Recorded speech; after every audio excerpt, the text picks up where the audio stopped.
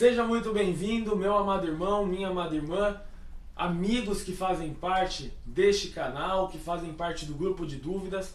Eu estou aqui para hoje esclarecer mais algumas questões que foram apontadas no grupo de dúvidas do WhatsApp. Eu sou o pastor David Rodrigues e hoje quero conversar com você e explanar a minha opinião bíblica. Tenho novamente em mãos as minhas anotações, gosto sempre de apresentar as minhas anotações para que os irmãos tenham ciência do que é que eu estou transmitindo.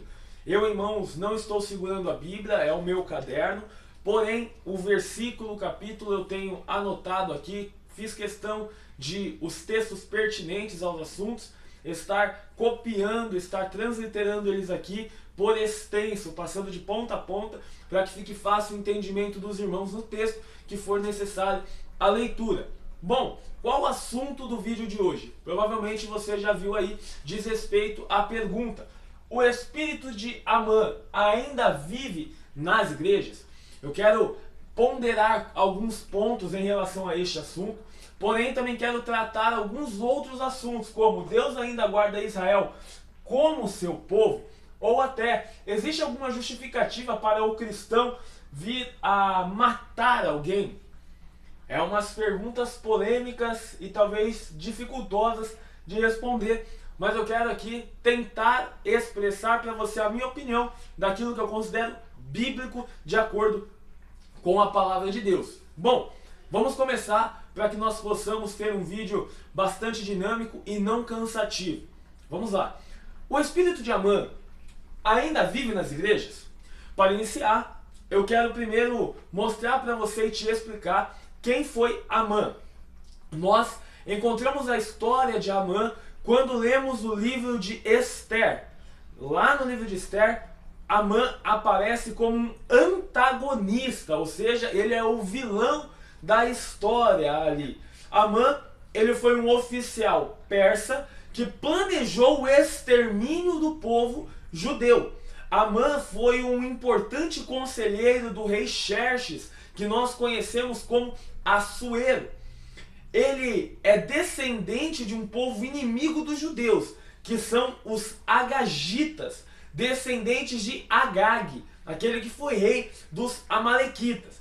Amã era filho de Amedata, tá bom? Ele era um homem com algumas implicações em relação ao povo judeu, porém tinha algumas relações que dizem respeito ao seu próprio caráter. Amã, ele era uma pessoa que tinha sede por poder, um homem que no coração já era homicida, porque queria matar os judeus, exterminar, planejava como exterminar judeus, inclusive criou-se até mesmo uma forca para matar judeus, em especial um homem chamado Mardoqueu, porque a sua principal rivalidade era com esse homem, um benjamita.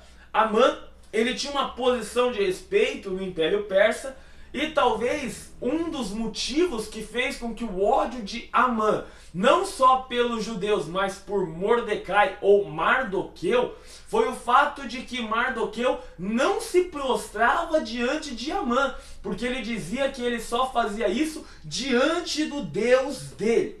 Bom, Amã, ele vem criar um plano de extermínio para o povo judeu. Ele viveu ali no período de mais ou menos 460 anos antes de Cristo, tá bom? E ele criou um plano para exterminar os judeus.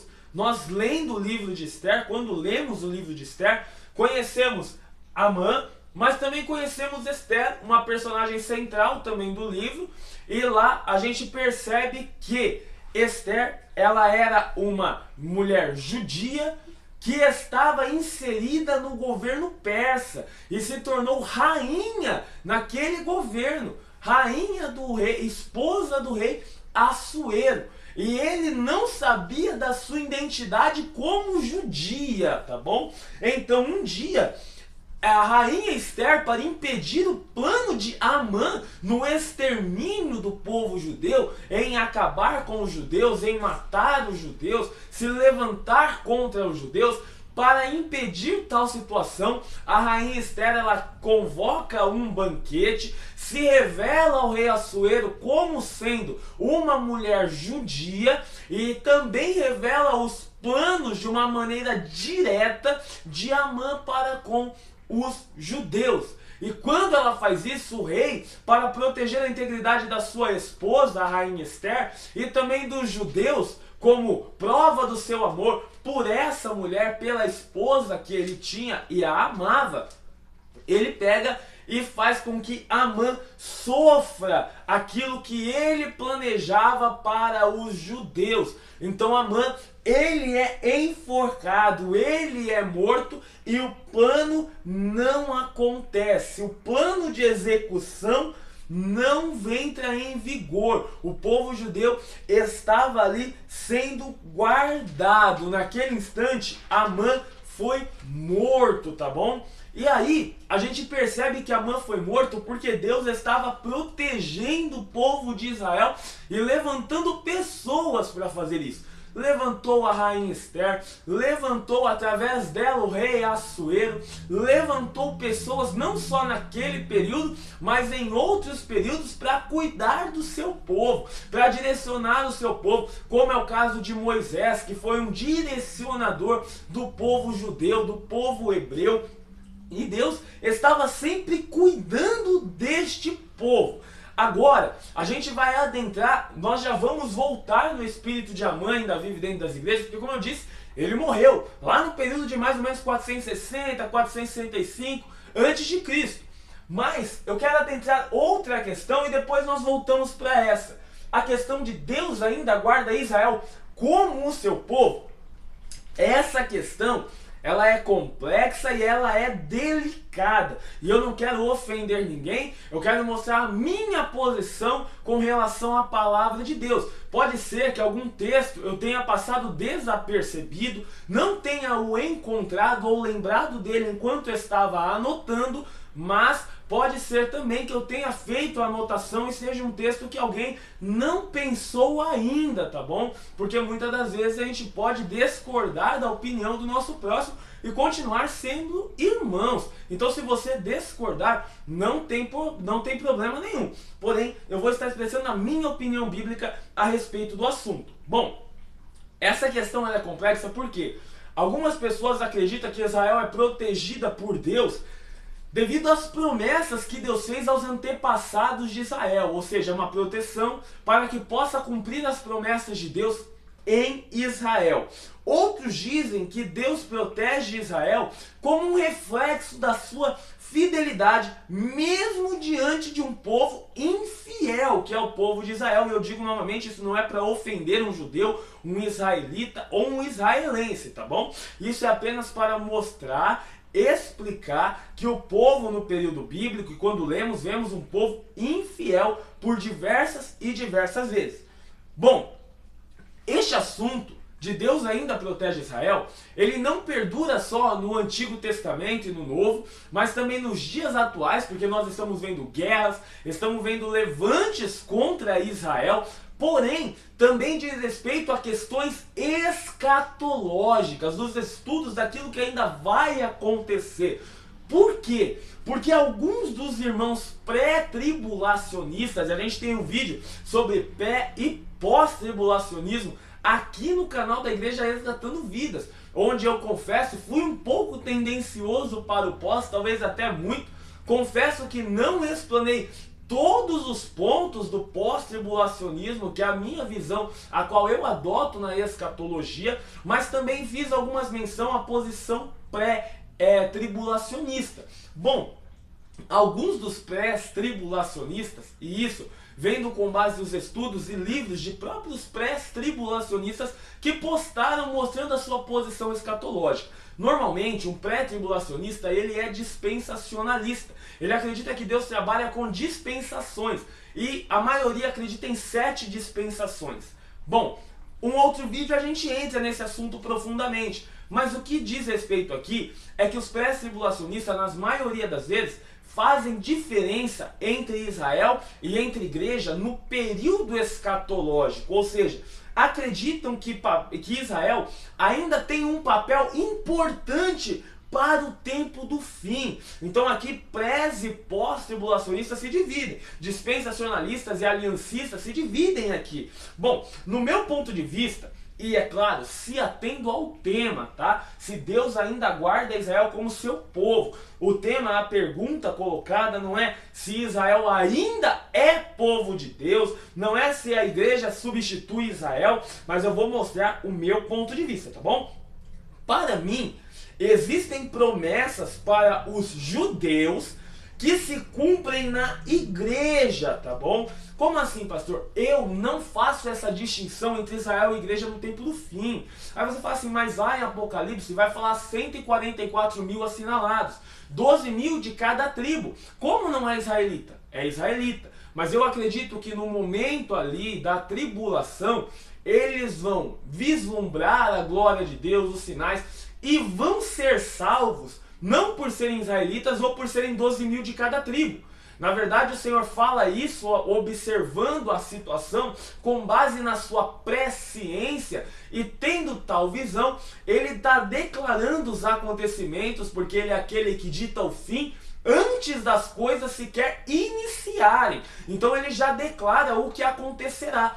12 mil de cada tribo serão salvos. Não por serem das tribos, porque ser de tribo não salva ninguém. Se você tem dúvidas sobre o que salva, se é obra ou fé, no vídeo do sábado, se o cristão deve guardar o sábado, eu ponderei isso também, você pode ir observar nesse mesmo canal. Mas bom, quando olhamos para essa questão, eu acredito que esses 144 mil assinalados de Israel serão salvos porque se converterão a Cristo e deixarão de ser judeus e serão agora participantes da igreja, tá bom? Então eu não faço essa distinção que há salvação para outro grupo, senão para a igreja de Cristo, aqueles que lavaram as vestes no sangue do Cordeiro. Eu acredito que o céu só tem uma porta e só entra lá quem realmente serve a Cristo, quem realmente aceita Cristo como seu único e suficiente Salvador, tá bom? Vamos prosseguir aqui. Eu até quero fazer menção a um texto que João Batista fala, lá em Mateus 3:9. Talvez você esteja vendo a lousa um pouco mais confusa do que o normal. Mateus 3:9 está aqui, tá bom? E o que diz o texto? Por que eu coloco sempre a lousinha, mas? Porque se você depois quiser ler os textos na sua casa para conferir, inclusive eu indico que faça isso, você pode pegar aqui a colinha dos textos e adentrar a fundo nesses textos, para que você também tire a sua própria conclusão. Mas aqui vou me ater a esta conclusão que eu já tenho tirado com base no texto de Mateus 3:9. O que João Batista diz? E não presumais de vós mesmos, dizendo, ele está falando para quem? Para escriba e fariseu que vinham ao seu batismo. Temos por pai Abraão. Olha o que ele diz. Porque eu vos digo que mesmo destas pedras Deus pode suscitar filhos a Abraão. Quer dizer que só ser filho de Abraão não basta para ser salvo. É o que eu acabei de dizer, 144 mil. Não é só ser de tribo. Tem que crer em Cristo, tem que ser de Cristo, tem que ser igreja para ser salvo. E ele diz, aqui ó, independente de onde você veio, de filho de quem você é, ninguém tem predominância na graça. A gente aprende isso quando o apóstolo Paulo mostra que não há diferença entre judeu, grego, romano, gentil, porque todos carecem da graça de Deus, uma vez que todos pecaram e precisam de um Salvador. Para mim, não há diferença entre esses povos, porque de todos Deus fez um. A gente falou isso também no vídeo do sábado. Um guarda, outro não guarda, mas de todos os povos Deus fez um. Este um, eu acredito que é a igreja. Então, vamos observar quem são os verdadeiros filhos de Abraão. Gálatas 3, do 6 ao 9, é o que está aqui. Diz assim, da mesma forma, Abraão creu em Deus e assim foi considerado justo. Logo, os verdadeiros filhos de Abraão são aqueles que creem. Olha isso aqui que forte. As escrituras previam esse tempo. Que tempo? Da graça. Em que Deus declararia os gentios justos por meio da fé em Cristo, tá? Ele anunciou estas boas novas a Abraão há muito tempo, quando disse: todas as nações da terra serão abençoadas por seu intermédio. Portanto, todos os que creem participam da mesma bênção. Olha que forte que Abraão recebeu por crer. Logo, para mim, Deus guarda Israel como guarda todas as demais nações. Deus tem seus planos para agir nas nações, tem o seu momento, como ele pretende agir em cada nação. A prova disso é que nós não temos profetas que profetizam só em Israel, mas tem profeta que profetiza em Edom, tem Jonas que profetiza lá em Nínive. A gente tem situações como o do próprio Elias indo ungir Eliseu, porque Deus fala para ele também ungir rei em um território que nem era israelita. Então Deus, ele também levanta governantes em qualquer lugar do mundo, tá? E eu sei que todas as situações não escapam daquilo que é controle de Deus. É claro, sou alguém que tem uma visão soteriológica arminiana e não calvinista, então pode parecer estranho falar sobre essa vontade de Deus suprema. Porém, não confundir. Se os irmãos quiserem um vídeo sobre calvinismo e arminianismo, a gente pode falar aqui também. Mas vamos prosseguir aqui. Para mim, o plano de Deus com Israel é um plano comum, como qualquer outra nação que Deus tem o seu plano. E eu considero que o povo de Deus hoje é a igreja de Cristo. Então, se alguém de Israel, dos Estados Unidos, se alguém da Jamaica, se alguém da China, se alguém do Japão quiser ser povo de Deus, não tem que ir para Israel, tem que se tornar igreja. Se o israelita quiser ser povo de Deus, tem que crer em Cristo, se arrepender e se tornar cristão, se tornar igreja. Os judeus rejeitam a Cristo, rejeitam a aliança da graça, que é o Novo Testamento. Os judeus não consideram o Berit Hadashah, que é o Novo Testamento, eles não consideram como escritura. Eles apenas mantêm o Antigo Testamento. Eles não creem em Cristo. Então, para mim, eles guardam uma lei que já não está mais em vigor, como a gente viu também no vídeo do sábado. Isso já foi ultrapassado, ficou antiquado, está prestes a sumir. Logo, eu vejo que não há predominância entre Israel e outras nações diante de Deus. A guerra de Israel não é um sinal que Deus abandonou, como também paz em Israel não é um sinal que Deus tem um tratamento especial com aquele povo, uma vez que eu acredito que o povo de Deus agora é a igreja e não Israel. Então Deus ainda guarda Israel? Sim. Como seu povo? Aí eu vou dizer que não. Deus guarda como seu povo a igreja de Cristo também. Não é um sinal que Deus abandonou, também não é um sinal que Deus está com um privilégio sobre aquela nação. Pelo menos para mim não é isso. Nós estamos vendo uma guerra. Como ser humano e cristão, falando a respeito da guerra em Israel, como ser humano, como cristão, só de ouvir que pessoas inocentes morrem, que crianças morrem, que idosos morrem, que pessoas estão perdendo a vida, a casa, tudo isso na guerra, para nós, como ser humano e cristão, a gente sofre com isso. O ser humano, o cristão, ele se compadece com o sofrimento do próximo, seja em Israel ou em qualquer outro lugar do mundo. Uma alma a menos, uma pessoa a menos, isso é horrível. Mortes são horríveis. A perda de pessoas é algo horrível, algo que dói, algo que machuca. Independente da distância a qual nós estamos dos acontecimentos, a gente sente pela pessoa, pela família que ficará sem essa pessoa, pelas pessoas que necessitavam dessa pessoa, a gente sente. Mas isso não mostra que Deus abandonou o povo de Israel, também não mostra que Israel tem um privilégio, nem nada do tipo. Agora, falando a respeito desse assunto de morte, que é um assunto delicado, nós nos compadecemos, nós sofremos pelo sofrimento das outras pessoas. E aí, me vem uma pergunta, existe alguma justificativa para o cristão matar alguém? Amados, vamos partir do princípio de que o cristão não quer matar ninguém. Esse é o primeiro ponto. O cristão não quer matar ninguém.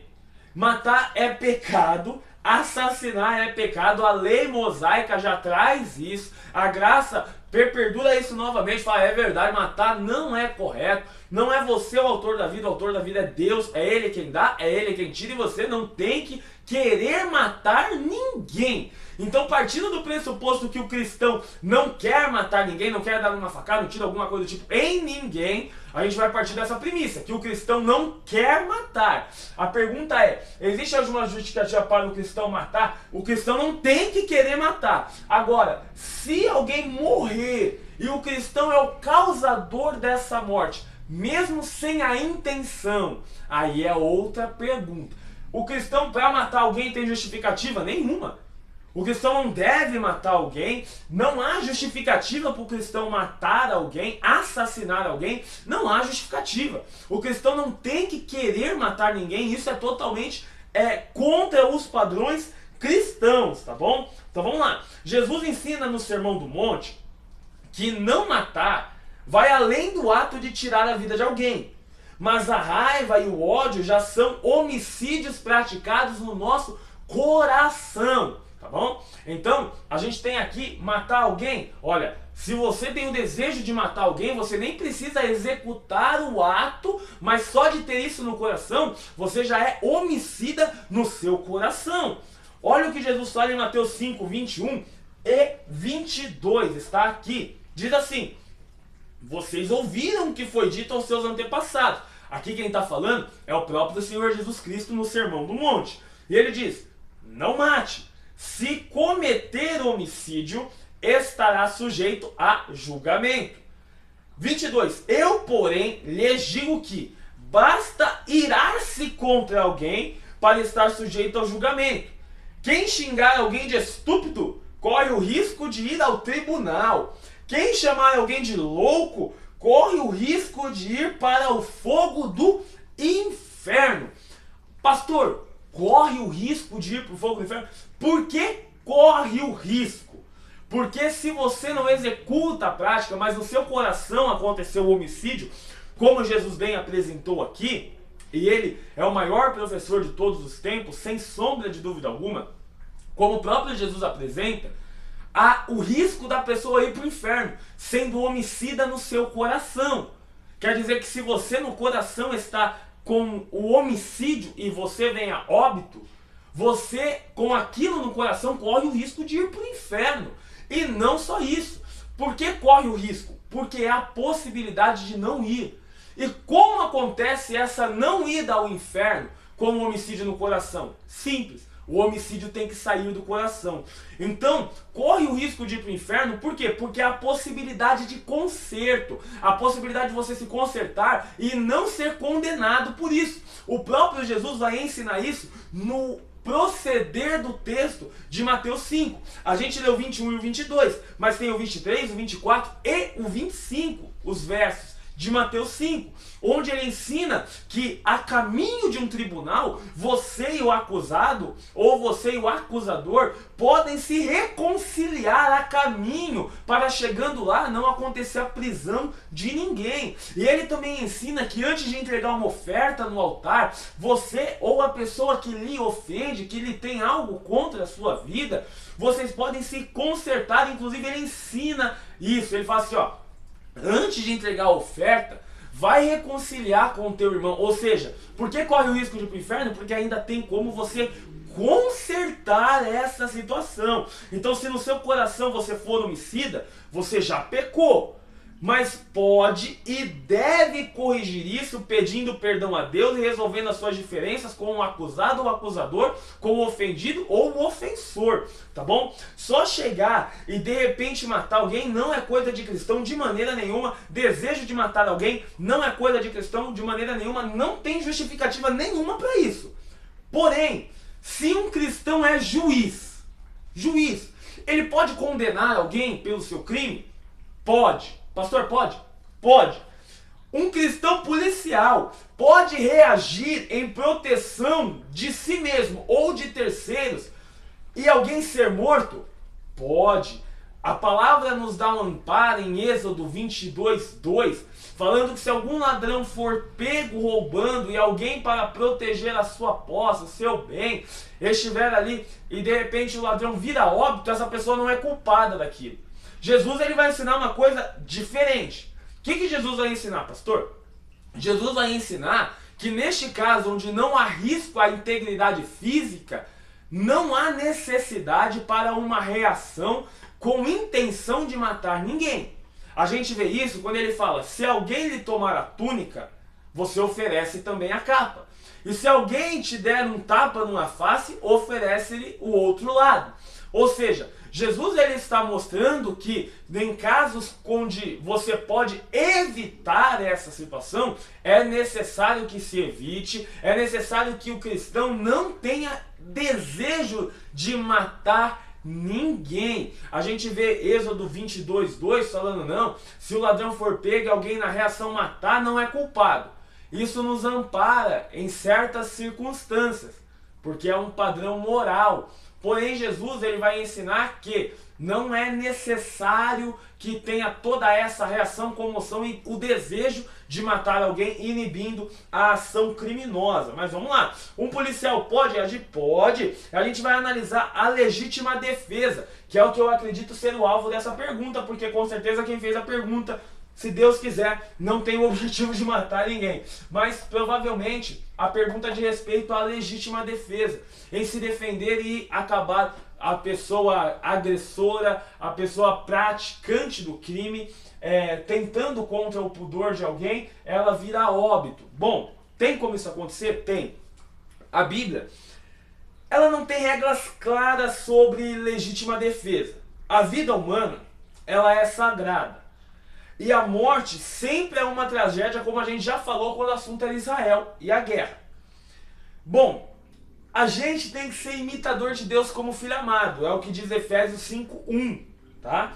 E não podemos ter prazer na morte, nem na morte do ímpio, nem na morte do justo, nem na morte de ninguém. Por quê? Se Efésios 5:1 nos manda ser imitador de Deus, olha o que diz Ezequiel 33:11, diz assim, ó, disse-lhes, vivo eu, diz o Senhor Deus, olha lá, que não tenho prazer na morte do ímpio, mas em que o ímpio se converta do seu caminho e viva. Olha o que ele diz, convertei-vos dos vossos maus caminhos, pois por que razão morrereis, ó casa de Israel? Nosso Deus, ele não tem prazer na morte do ímpio. Nós, como imitadores de Deus, não devemos ter prazer na morte do ímpio. O nosso prazer com relação ao ímpio, pastor, deve ser o quê? É o prazer da conversão. Por isso nós pregamos, por isso ensinamos, por isso esse vídeo. Para que algum ímpio que talvez esteja passando e ouvindo, não digo ímpio para ofender ninguém, alguém que não é praticante da fé, que não conhece a fé, é para que essa pessoa se converta, porque a nossa alegria não é ver o ímpio morrer nos seus delitos e pecados, é ver ele convertido, trazido para Jesus, cheio da presença de Deus, anunciando as boas novas e sendo salvo, tendo o nome escrito no livro da vida. Então, a gente não tem prazer na morte do ímpio. Tanto que esse texto mostra o Senhor falando, o desejo é que o ímpio, a alegria do Senhor, o prazer é que o ímpio se converta do seu caminho e viva. E depois ele vai falar para Israel, convertei-vos, ou seja, até Israel estava sendo considerado, entre aspas, ímpio ali, e precisava também de conversão. Se Deus punisse com a morte todos os que são ímpios e que não se convertem, Israel naquele período também seria grande parte destruída devido à sua não conversão, tá bom? Continuando, a gente então entende que temos que amar os nossos inimigos. Jesus mostrou aquilo que ninguém queria ver. A lei imperava, olho por olho, dente por dente. Ele mostra algo diferente que ninguém queria ver. Ele obriga a dar a face a quem atingiu a outra, tá, a túnica e tal. A gente vê isso, e ali a gente tem um conflito de interesse entre o nosso querer, a nossa vontade e a vontade de Deus. Se houver, agora aqui, uma questão. Se houver risco da vida a você ou a terceiros, olha esse conflito de interesse. E você tem a capacidade de proteger os seus e a si mesmo, e toma essa decisão, não buscando matar, mas buscando proteger, impedir a agressão aos demais, ou impedir a morte de terceiros ou a tua própria morte.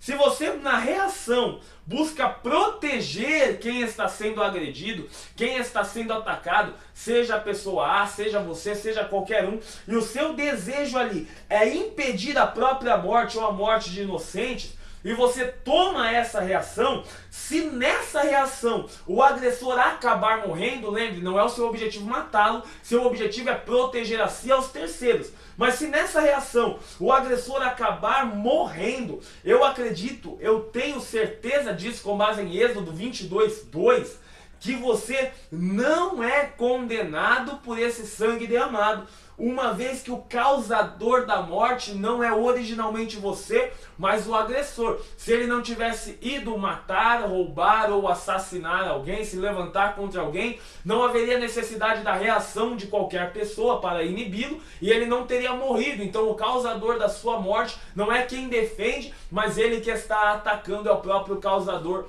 da sua morte. Então não há condenação, e eu uso o texto de Êxodo 22:20 com base nisso para legitimar a legítima defesa na sua defesa ou na defesa de terceiros quando necessário.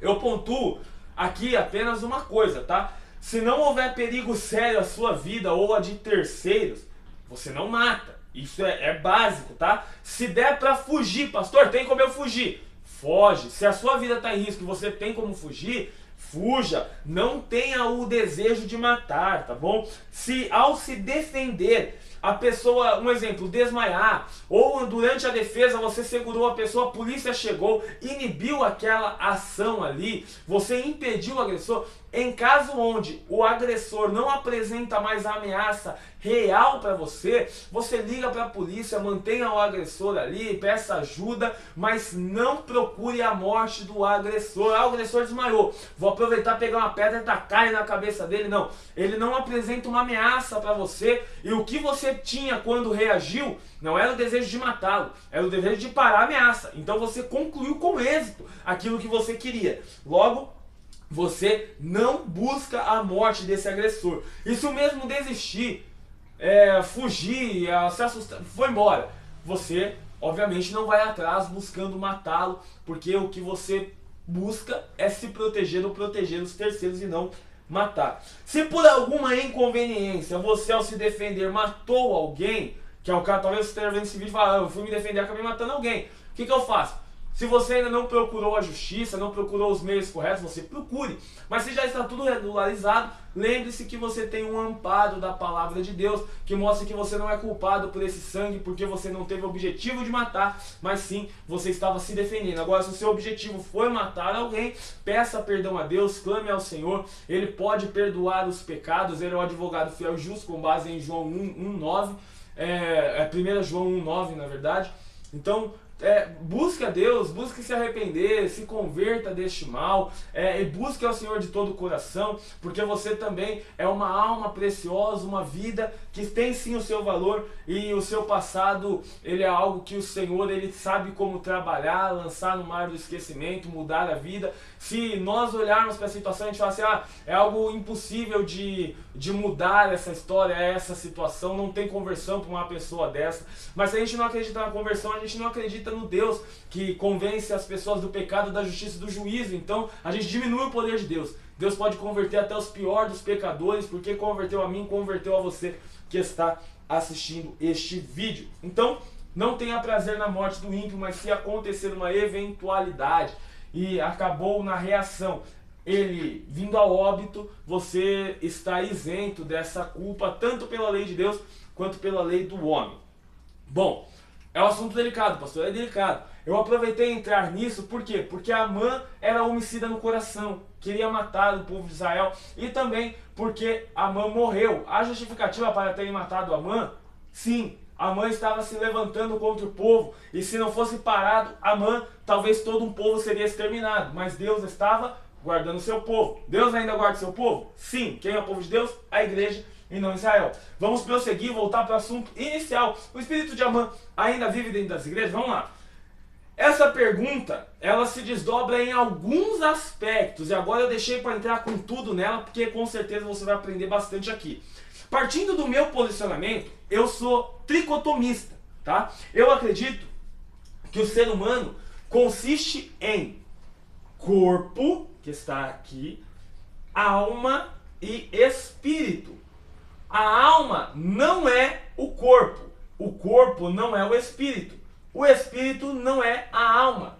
Porém, alma faz parte do ser, pessoa. Corpo faz parte do ser pessoa, espírito faz parte do ser pessoa. Pastor, por que você divide a questão imaterial? Porque tem alguns irmãos que não são tricotomistas, mas dicotomistas, tá? E esses irmãos, eles vão acreditar que existe o corpo, parte material do ser humano, e que existe a parte imaterial, ora chamada de alma, ora chamada de espírito, fazendo com que as duas palavras sejam sinônimas e fazem menção à mesma coisa, uma parte imaterial do ser material chamado corpo. Mas eu não acredito assim. Para defender a base tricotomista, que é a que eu defendo, que o ser humano é corpo, alma e espírito, onde o corpo não é o espírito não é a alma não é o corpo, mas todos fazem parte do mesmo ser humano. O próprio Deus, quando diz façamos o homem a nossa imagem, conforme a nossa semelhança, tal, e o Senhor, ele é Pai, Filho e Espírito Santo, um único Deus. O Pai não é o Filho não é o Pai, o Filho não é o Espírito Santo não é o Pai, e todos são o mesmo Deus. É uma semelhança de Deus aqui, mas eu também faço com base em Hebreus 4:12, que fala: pois a palavra de Deus é viva e eficaz e mais afiada do que qualquer espada de dois gumes. Ela penetra até o ponto de dividir a alma do espírito. Então ela penetra ao ponto de dividir alma e espírito, juntas e medulas, e julga os pensamentos e as intenções. Por que eu até faço essa diferenciação entre alma e espírito? Porque junta e medula não é a mesma coisa. E a espada divide junta e medula. Para mim, se há uma semelhança entre junta e medula, alma e espírito, se junta e medula não são a mesma coisa, mas a espada, que é a palavra de Deus, divide, também para mim alma e espírito não são a mesma coisa, porém a palavra de Deus divide. O que eu assumo com isso? Eu assumo que corpo, alma e espírito são indivisíveis, exceto pela palavra de Deus, que pode dividir a alma do espírito, ou a morte, que divide a parte imaterial, alma e espírito, da parte material que nós chamamos de corpo, onde o corpo volta ao pó e o espírito volta a Deus que o deu. Então, se a pergunta diz respeito como sendo parte da pessoa, parte de Amã, ainda vive dentro da igreja, como a alma penada do próprio Amã está aqui, ou o espírito de Amã está vagando como um Gasparzinho nas igrejas, está aqui ou ali, a resposta é não. Se a pergunta, o espírito de Amã ainda vive nas igrejas, parte do pressuposto de que realmente eu acredito que parte de Amã, alma ou espírito, a parte imaterial de Amã, ainda existe dentro da igreja como uma alma penada, um espírito vagante na terra, do próprio Amã, não. Essa resposta é não. Por que eu vou embasar isso? A parte imaterial, independente agora se você precisa chamar de alma ou de espírito, vamos tratar de parte imaterial. Essa parte imaterial do ser Amã, do homem Amã, não está na igreja, não está em lugar nenhum da terra, tá? Nem a alma de Amã está na igreja, nem a alma ou espírito de ninguém está na igreja penando, vagando por aí. Por quê? Vamos lá. Há um abismo que separa o lugar dos mortos, conforme a gente vê em Lucas 16:26, que diz assim: e além disso, entre vocês e nós há um grande abismo, de forma que os que desejam passar do nosso lado para o seu, ou do seu lado para o nosso, não conseguem. Está aí uma prova clara, né, de um abismo no lugar dos mortos. Não, então nós sabemos que após a morte, não existe vagar pela terra, nada disso. O que existe depois da morte é o juízo, com base em Hebreus 9:27, que diz assim: e como aos homens está ordenado morrerem uma vez, vindo depois disso o juízo. Ele vai continuar dizendo que assim Cristo morreu de uma vez por todos pelos nossos pecados, mas vamos se ater ao verso 27, que diz: os homens está ordenado morrerem uma vez e depois disso o juízo. Logo a gente assume que depois da morte não tem que ficar vagando, depois da morte é o juízo. Além do que, Salomão também escreve em Eclesiastes 9:10: tudo quanto te vier a mão para fazer, faze-o conforme as tuas forças, porque no além, para onde tu vais, não há obra, nem projetos, nem conhecimento, nem sabedoria alguma. Logo, os que morrem sem Cristo vão para o inferno num sofrimento temporário. Pastor, temporário? Então quer dizer, vão para o inferno num sofrimento temporário. Porém, depois do grande juízo final, eles vão ser lançados em definitivo no lago de fogo de enxofre, onde ali vão queimar eternamente os que morreram sem Cristo. A base disso é o próprio texto de Marcos. Marcos, capítulo de número 9, verso de número 43. Tem tanto texto aqui que eu não estou nem achando Marcos 9, 43. Mas se você achou aí, você pode buscar na sua Bíblia também, tá bom? Bom, Marcos 9, 43, do 43 ao 48, e também Apocalipse 20, 14 e 15, tá bom? A gente tem aí o destino dos mortos. Mas em contrapartida, os salvos, eles vão para o paraíso. A gente vê isso em Lucas 16, do 19 ao 31, como a gente está vendo aqui, ó, Lucas 16, 19, 31, tá bom? A gente vê isso em Lucas 23, 43, tá? Que também está marcadinho aqui. Porque ali no paraíso, os salvos aguardam novos céus e nova terra, conforme está em 2 Pedro 3:13, que está este texto aqui. E estarão após o fim para sempre com o Senhor. No meu ponto de vista pós-tribulacionista, se o Senhor vai, a gente vai, desce, a gente desce, e a gente continua para sempre com o Senhor. Um exemplo de uma estadia eterna com o Senhor é a Nova Jerusalém, onde a gente vê isso, Apocalipse 21, do 1 ao 7, tá bom? Está aqui o texto. Bom, em nenhum dos dois casos, nem para quem vai para o inferno, nem para quem vai para o céu, ou nem para quem vai para o Hades, ou para quem vai para o paraíso, a gente não vê a possibilidade dos mortos virem ter contato com vivos. O momento onde a gente vê isso, de alguém vivo falando com mortos, é na transfiguração de Jesus. Mateus 17, do 1 ao 8, e Lucas 9, do 28 ao 36. Porém, vamos lá. Quem conversa com Moisés e Elias ali é o próprio Senhor Jesus Cristo, que é Senhor dos vivos e dos mortos. A gente aprende isso em Romanos 14, 8 e 9. Olha o que diz lá. Se vivemos, vivemos para o Senhor. E se morremos, morremos para o Senhor. Assim, quer vivamos, quer morramos, pertencemos ao Senhor.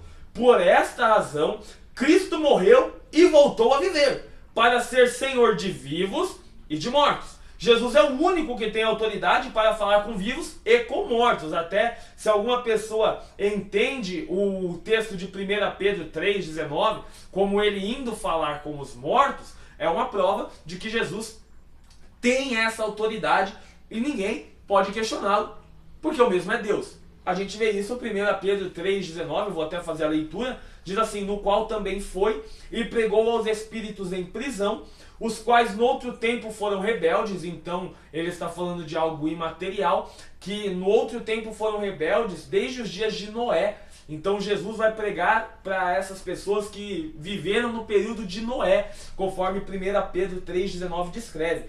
Os quais no outro tempo foram rebeldes, quanto à longanimidade de Deus, esperava nos dias de Noé, enquanto se preparava a arca, na qual poucas, isto é, 8 almas se salvaram pela água, tá bom?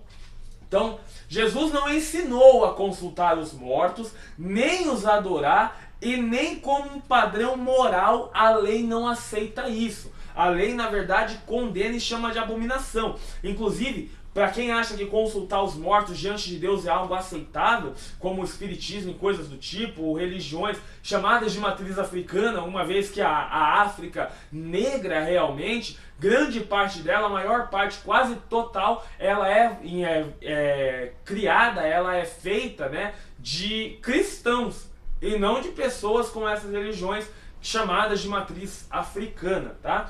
Bom, Levítico 19:31. Não recorram aos médiuns, nem busquem a quem consulta os espíritos, pois vocês serão contaminados por eles. Eu sou o Senhor, o Deus de vocês. Levítico 20, verso 6. Voltarei o meu rosto contra quem consultar espíritos e contra quem procura médiuns para segui-los, prostituindo-se com eles. Eu o eliminarei do meio do seu povo. Deuteronômio 18:11. Nem encantador, nem quem consulte a um espírito adivinhador, nem mágico, nem quem consulte os mortos. Para Deus consultar os mortos é pecado e abominação. Pastor, por que mortos? Entre aspas, porque os mortos que respondem os que buscam, na verdade são demônios, tá? 1 Coríntios 10:14 e 1 Coríntios 10, do 18 ao 21 mostra isso. O verso 14 diz assim: portanto, meus amados, fuja da idolatria. Olha o verso 18 até o 21 do mesmo texto de 1 Coríntios 10. Veja Israel segundo a carne, os que comem os sacrifícios não são porventura participantes do altar? Mas que digo? Que o ídolo é alguma coisa? Ou que o sacrifício ao ídolo é alguma coisa? Antes digo que as coisas que os gentios sacrificam, as sacrificam a demônios. Ou seja, ele está conectando diretamente que o ídolo é um demônio e não a Deus. E não quero que sejais participantes com os demônios. Verso 21. Não podeis beber do cálice do Senhor e do cálice dos demônios. Não podem ser participantes da mesa do Senhor e da mesa dos demônios. Então aqui nós vemos que quem atende essa questão são os próprios demônios, tá bom? Mas pastor, eu falei com uma necromante, já parece uma pessoa falecida, é igualzinho, parece não sei do que. Lembre-se que os demônios podem tomar características de uma pessoa que já faleceu para enganar os que tentam consultar os mortos, tá bom? Nós vemos isso em 1 Samuel 28. Pastor, esse assunto é polêmico. Já ouvi pessoa falando que era realmente Samuel que apareceu ali. Por quê? Porque no capítulo 28 de 1 Samuel, a gente tem um encontro entre Saul, que está vivo, e Samuel, que está morto. Samuel entre muitas aspas, tá? Por quê? A gente vê uma conversa entre esses dois ali. Vamos ler o que diz 1 Samuel 28:9, diz assim: respondeu-lhe a mulher, bem sabes o que fez Saul quando eliminou os médios e adivinhos da terra. Por que, pois, me armas cilada a minha vida para me matares? Quando Saul... vou contextualizar para os irmãos, tá? Para ficar mais fácil aqui.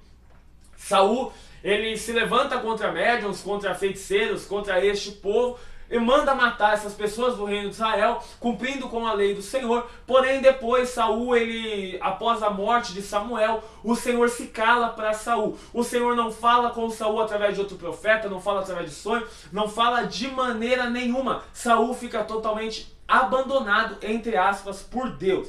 Então, tendo em vista isso, a gente vê Saul indo procurar uma necromante, tá? E essa necromante, ela faz com que o espírito de Samuel se manifeste ali. O que parece é que Saul antes reprovava a atitude, agora ele está abalado e ele vai falar com o espírito de Samuel ali. Bom, pastor, era o espírito de Samuel? Algumas pessoas vão defender que eram por causa do contexto. Como assim? O espírito que aparece ali vem falando de algumas coisas que viveu com Saul antes, vem mantendo a mesma postura que Samuel mantinha, tal. As características parecem com a de Samuel e vão defender que realmente é Samuel. Aí tem um ponto. Ou defendem que a mulher realmente fez ali uma espécie de necromancia e o próprio Samuel ali estava, o que para mim não é assertivo. Outra questão é que vão dizer que ali aquela necromante não fez isso, mas o Senhor, antes dela fazer, intervém enviando Samuel ali. Então era Deus quem enviava Samuel para falar com ela. Uma das provas que essas pessoas vão usar é dizer que aquela mulher até se espanta ao ver Samuel, e ela não haveria de se espantar se ela quisesse um ritual para que ele realmente aparecesse ali. Bom, você concorda com isso, pastor? Não, eu não concordo que era Samuel ali, não acho que isso é assertivo. Eu não acho isso, por quê? Porque a gente vê que o texto apresenta de uma maneira clara que Saul, ele não via quem estava ali, tá bom? Então era só a vidente que via. E ela descreve para Saul como era aquela pessoa. Ela fala assim, ó: vem subindo um homem ancião e está envolto numa capa. Entendendo Saul que era Samuel, inclinou-se com o rosto em terra e prostrou-se. No verso 14 isso diz.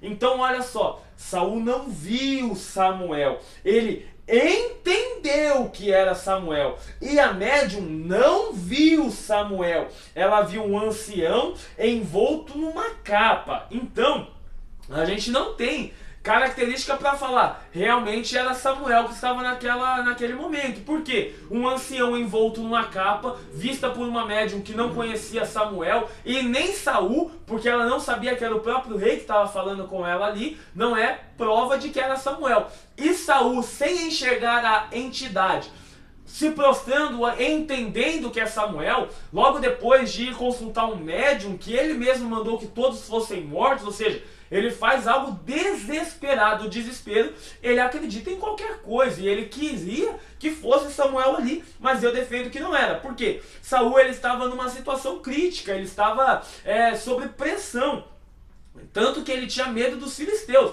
Olha o que o verso 5 vai falar, ó: vendo Saul o arraial dos filisteus, temeu e estremeceu-se muito no seu coração. Ou seja, Saul estava apavorado. Deus não respondia mais ele nem com sonho, nem com visão, nem com palavra. Samuel já tinha morrido. Saul não tinha resposta de Deus por outros profetas. Saul estava desesperado. Desesperado, então ele recorre ao ocultismo e vai procurar médium. Ele queria que fosse Samuel. Ele desejava que fosse Samuel. Queria que a mulher encontrasse Samuel para ver se realmente era guerra ou não era com os filisteus.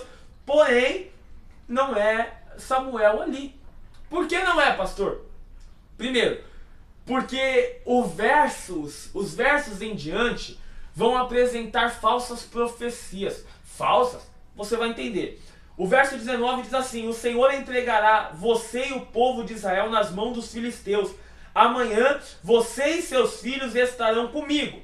Veja, os demônios ali estão fazendo uma previsão, tá? E por que você fala isso, pastor, que é demônio fazendo a previsão? Bom, porque na previsão, Saul perde a guerra, porém ele tinha 6 filhos, 3 morreram em batalha, e ele comete o suicídio depois, lançando-se sobre sua própria espada, como a gente lê a palavra de Deus, rejeitado por Deus, em suicídio ali. Então, sendo um suicida, rejeitado por Deus, possesso de um espírito maligno, longe do Senhor e rejeitado por ele, primeiro, Samuel fala: pro lugar que eu tô, Samuel entre aspas, tá? O Espírito ali fala: no lugar que eu tô, amanhã você e seus filhos estarão comigo. Se fosse Samuel, Samuel tá no céu. Saul, rejeitado por Deus, desobediente a Deus, suicida, estaria no céu também? Ou estaria no inferno? Então, a gente tem aqui, se Samuel estava no céu e fala que Saul vai estar pro mesmo lugar, Saul deveria ir pro céu. Mas Saul não era alguém salvo ali. E Samuel não era alguém condenado, para que falar: Saul, tu vai vir pro inferno onde eu tô também. Não é assim, tá bom? A gente aqui, ó, nesse incidente, a gente tem relatado a profecia do espírito maligno, as previsões que ele faz. Ele acerta uma só, de 3, tá bom? Primeiro, ele fala assim, ó: perderás a guerra, e de fato Saul perdeu, correto. Mas o que ele fala: amanhã você vai morrer.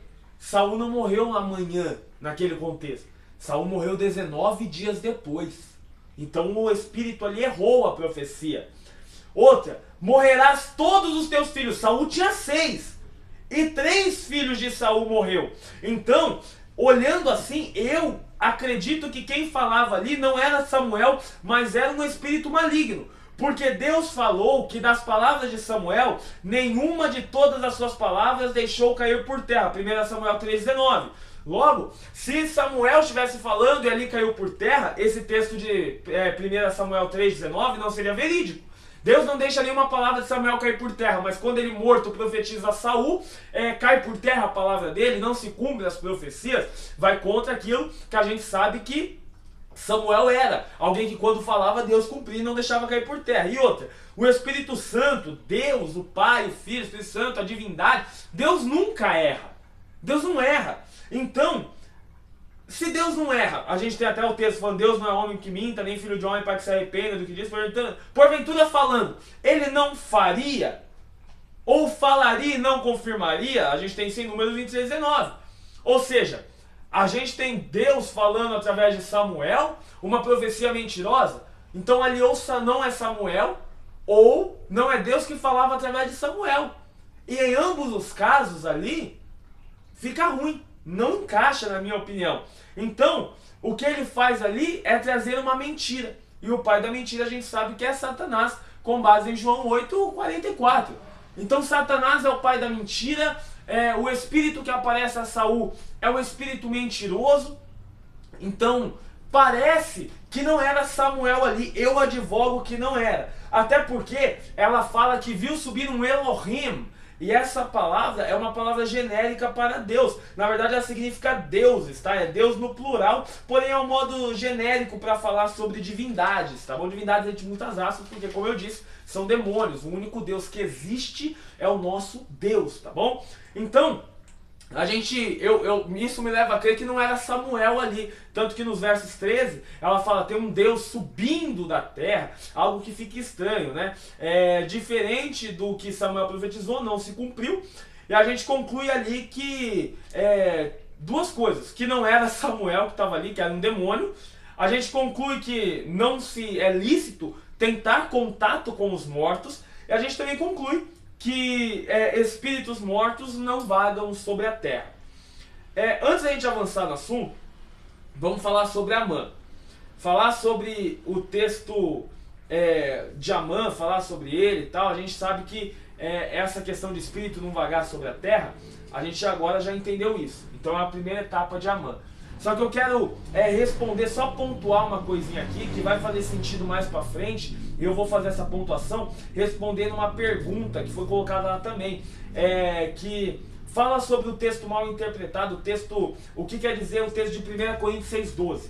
Bom, uma palavra semelhante a 1 Coríntios 6,12 aparece em 1 Coríntios 10:23. O que está escrito em 1 Coríntios 6,12? Todas as coisas me são lícitas, mas nem todas me convêm. A gente viu aqui que não convém, não é lícito fazer contato com os mortos. Em 1 Coríntios 6,12 fala, todas as coisas me são lícitas, nem todas me convêm. Todas as coisas me são lícitas, mas eu não me deixarei dominar por nenhuma delas. Pastor, vamos adentrar esse texto a fundo um pouquinho aqui, só para a gente resolver essa dúvida também, a gente já finaliza, eu já estou acabando já. Vamos sim.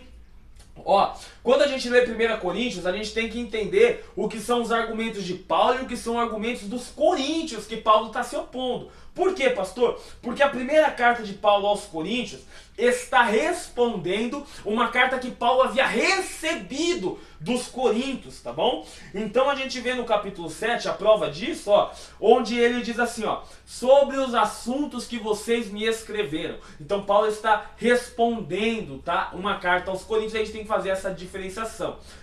Possivelmente no capítulo 6, no verso 12, se enquadra na mesma questão. Os coríntios dizem, todas as coisas me são lícitas. Paulo responde, mas nem todas me convêm. Um contra-argumento ao que os coríntios estão dizendo. Os coríntios dizem, todas as coisas me são lícitas. Mas Paulo responde, eu não me deixarei dominar por nenhuma delas. O texto em grego, ele não possui aspas para diferenciar fala de Coríntios e fala de Paulo.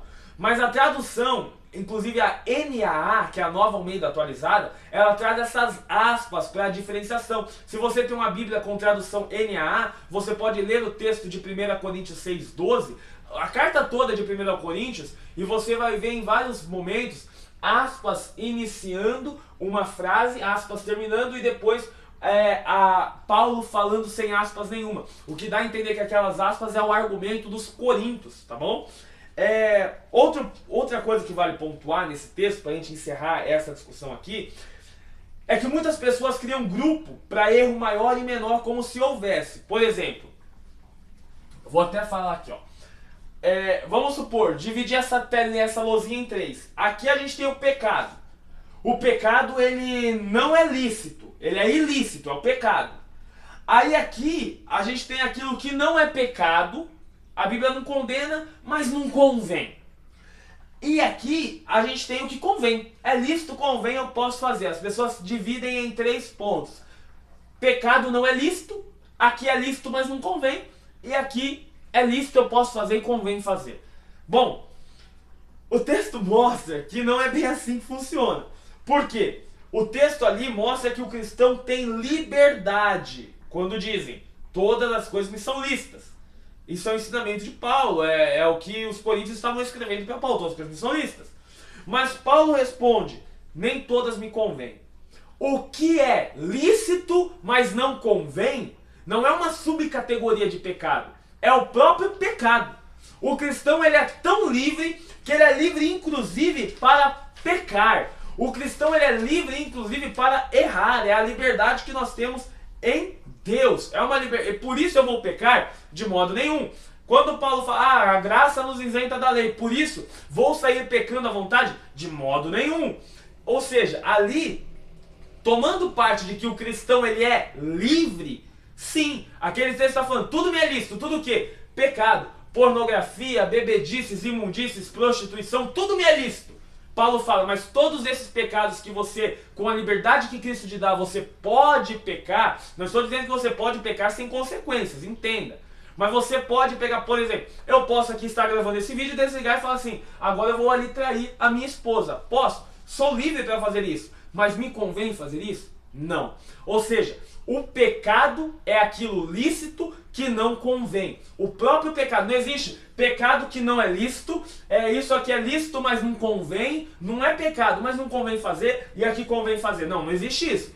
O pecado é o lícito que não convém. Eu posso pecar, mas não convém pecar por amor a Cristo. O cristão é tão livre que o Senhor não impede ele de pecar, mas não é por isso que ele vai pecar à vontade, uma vez que eu, como arminiano, acredito que pecando dissimuladamente não resta mais sacrifício e você está colocando a sua salvação de fora, cometendo uma apostasia na fé. Ou seja, para mim, né, ali analisando o texto, Paulo responde o argumento dos coríntios e os coríntios falam, tudo me é lícito. Paulo diz, nem tudo me convém. Ou seja, é lícito pecar. Paulo diz, mas não convém pecar.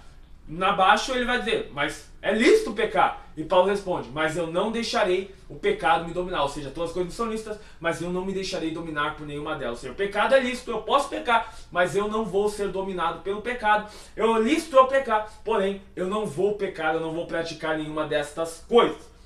A gente então responde agora a pergunta final, né? A pergunta inicial que se tornou a pergunta final devido a tantos desdobramentos. Espero que todo mundo tenha entendido bem aonde a gente está querendo chegar. Então vamos concluir o assunto de Amã para finalizar também o vídeo. O espírito de Amã, pastor, vagando na igreja como uma alma penada, é possível? Não, não é possível. Isso não é possível, como a gente bem ponderou antes de entrar no assunto de 1 Coríntios 6,12. É possível que algum demônio tenha influenciado Amã, e esse mesmo demônio que influenciou Amã, que possuiu Amã, é possível que esse mesmo demônio venha influenciar pessoas dentro da igreja?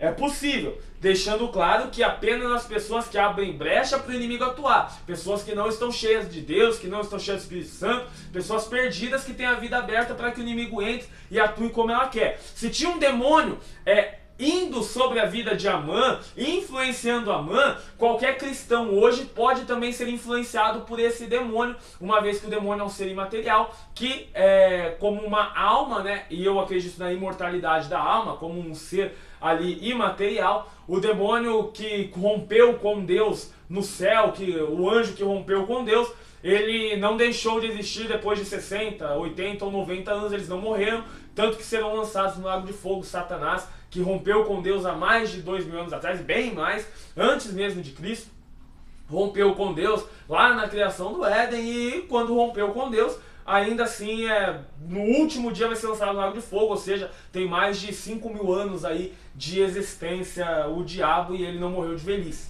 Então, se um demônio influenciava Amã, ele pode influenciar irmãos da igreja hoje, aqueles que abrem a oportunidade. Agora, a alma de Amã, ele mesmo pode? Não, Amã não. Amã, a pessoa que faleceu no ano 460 a.C., essa pessoa tá já ou no inferno ou no paraíso, eu acredito que no inferno, aguardando o juízo final, onde do inferno será lançado para o lago de fogo e de enxofre. Se a pergunta agora, para finalizar, né, diz respeito ao espírito de Amã, quando a gente fala assim, aquele ali tem o espírito de Jezabel, aquele ali tem o espírito de Amã, aquele ali tem o espírito de não sei quem. Como as pessoas até falavam que João Batista vinha uma profecia, né, que viria João Batista no espírito de Elias. E mostrando esse espírito como sendo atitude semelhante à da pessoa. Por exemplo, João Batista vem com o espírito de Elias, porque como Elias ele era zeloso, tradicionalista e trazia uma mensagem dura, forte, de arrependimento e tal. Se falar que o espírito de alguém está sobre ali, fazendo menção às atitudes da pessoa serem iguais, por exemplo, em Apocalipse fala que a igreja tolera Jezabel, que se diz profetiza, mas está fazendo os outros se prostituírem, né? Aquela Jezabel não é literalmente a Jezabel que aparece lá no livro de Reis, a esposa de Acabe, até porque ela faleceu há muito tempo e ela também faleceu, e quando falecida está agora ou no paraíso ou no inferno aguardando o juízo final, mas não vaga pela terra e não influencia a igreja de Apocalipse, tá bom? Isso não acontece. Porém, se essa pergunta, o espírito de Amã, diz respeito a atitudes como a de Amã, Amã era homicida no coração. Tem pessoas homicidas no coração dentro da igreja? Sim, tem. Pessoas não salvas, pessoas têm, existe. Pessoas que têm a mesma atitude de Amã dentro da igreja, pessoas que têm a mesma atitude de Jezabel, fazer até menção ao espírito de Jezabel, que estava ali na profetisa e tal. Então, tem pessoas que têm esse espírito, entre aspas, espírito no caso, essa inclinação a fazer isso. Tem a postura como a de Amã, semelhante a de Amã, semelhante a de Jezabel. Tem isso na igreja? Tem. Pastor, tem. Por quê? Lendo a história de Esther, a pessoa pode até sequer se inspirar em Amã para fazer o que ele fez.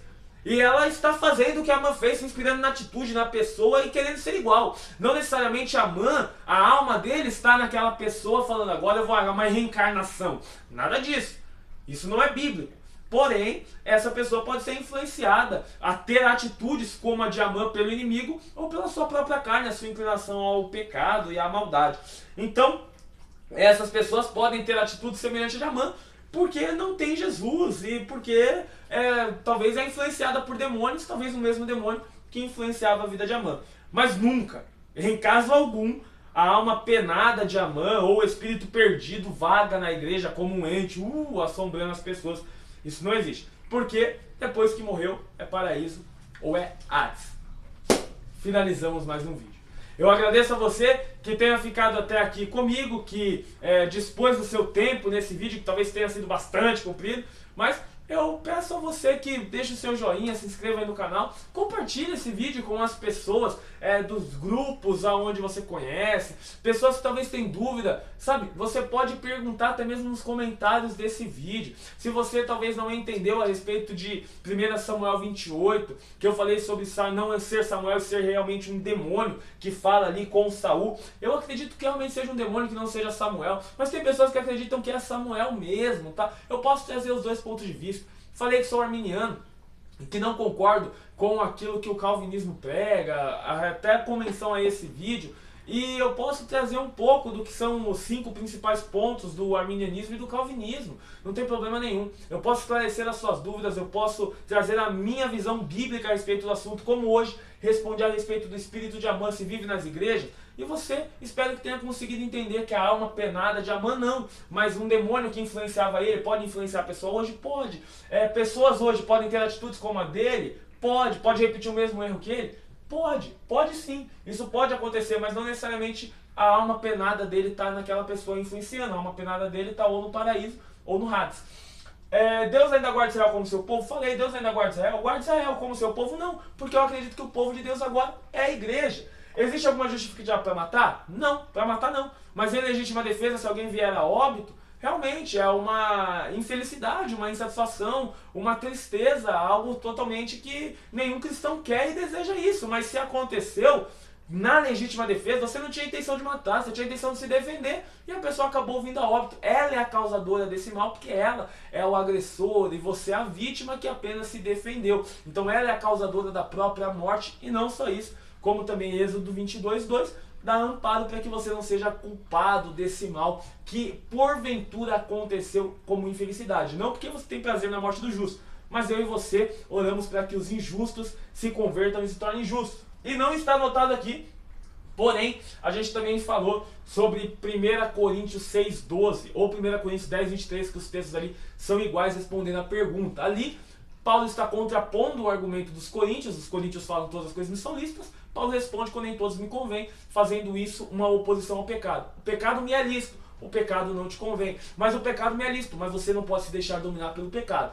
Respondi essas 4 perguntas no vídeo, entramos a fundo, falei até mesmo sobre tricotomismo, tá bom? Sobre a tricotomia, sobre a dicotomia, a gente explicou um pouquinho sobre isso. Se você quiser saber mais a fundo, pode perguntar, fique à vontade. Mas eu agradeço a você que veio até aqui comigo, que você possa ficar na graça do nosso Senhor e Salvador Jesus Cristo, tendo sempre sobre você o amor de Deus, o Pai, e que a comunhão e a consolação do Espírito Santo esteja hoje e sempre com todos nós, em nome do Senhor Jesus. Eu espero você aqui no próximo vídeo, para a honra, louvor e glória do nosso Deus, e que esse vídeo possa servir de edificação, crescimento espiritual, e que você venha entender os assuntos aqui propostos. E eu aconselho, vá atrás dos textos para ler e também tirar a sua conclusão a respeito do assunto. Não se baseie só na minha opinião, mas tire também a sua conclusão. Não tenha vergonha de procurar, não tenha vergonha, não tenha preguiça de ir atrás desses textos, porque com certeza vai servir de edificação, tá bom? Então, fica na paz do Senhor e até o próximo vídeo. Paz!